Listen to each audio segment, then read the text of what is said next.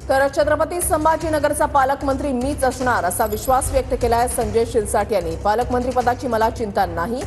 संजय शिरसाट सामाजिक न्याय खात्याचे मंत्री आहेत आणि त्यांनी असं वक्तव्य केलंय। तर दुसरीकडे भरत गोगावलेंनी सुद्धा रायगड पालकमंत्री पदावर दावा केलेला आहे।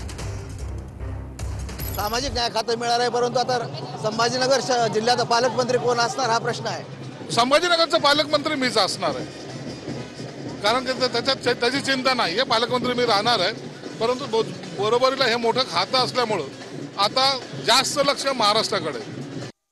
या वेळेला पालकमंत्रीबाबतचा निर्णय जो आहे तो झालेला आहे का? मुख्यमंत्र्यांशी आणि उपमुख्यमंत्र्यांशी तुमची चर्चा झालेली आहे का? चर्चा झालेली आहे, ते योग्य निर्णय घेतील असं मला वाटतंय।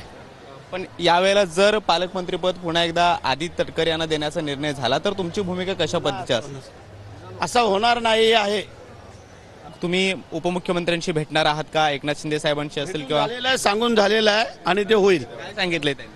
पालकमंत्रीपद पाहिजे आम्हाला। तुम्हाला मिळणार याबाबतची